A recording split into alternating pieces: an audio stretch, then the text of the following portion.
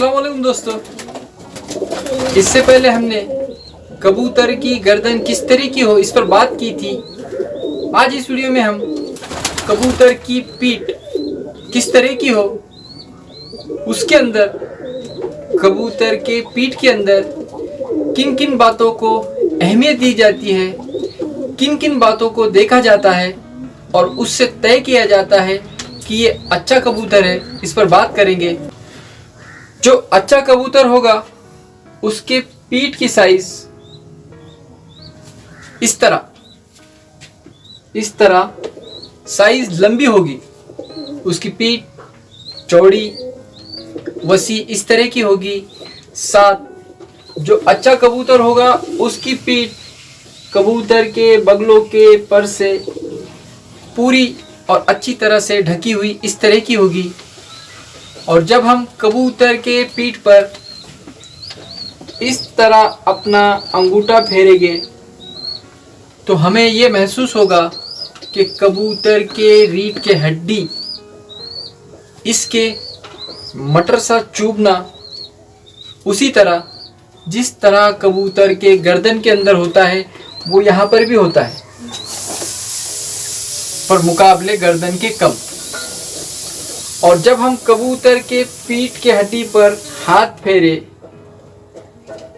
इस तरह, तो हमें इस बात का भी एक बात का ध्यान रखना पड़ेगा कि इस हड्डी के अंदर किसी तरह का कोई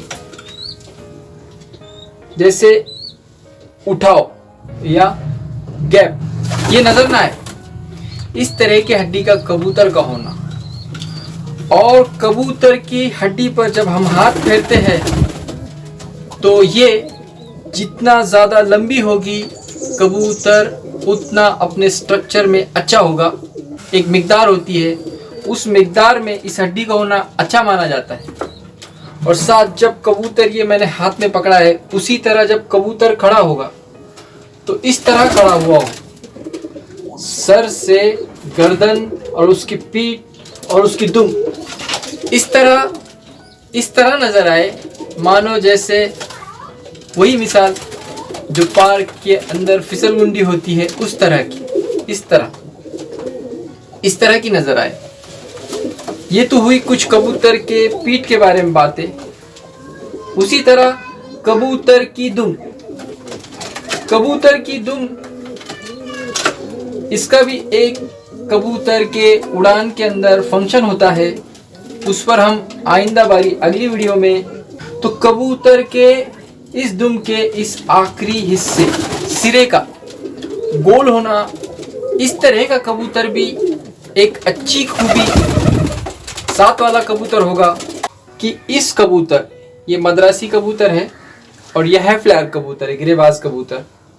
अब इन दो कबूतरों की साइज अगर हम देखें तो इस साइड का, इस हाथ में का जो नर कबूतर है मुकाबले इस मादी के बड़ा है, ये मादी छोटी है इस कबूतर से।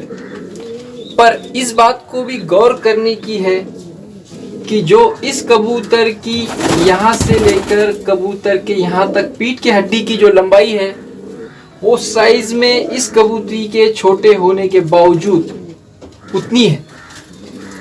मतलब कबूतर की ये साइज और इस छोटे साइज की कबूतरी, तो चाहे कबूतर छोटा हो या बड़ा हो, उसके पीठ की या रीढ़ की हड्डी की साइज लंबी होना ये अच्छे कबूतर की निशानी होती है।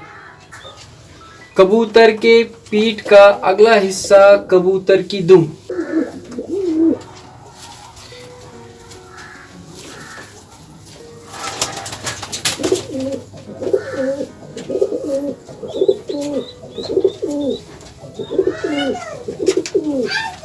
जिस कबूतर की दुम एक पत्ता हो, इस तरह का कबूतर अच्छा होता है।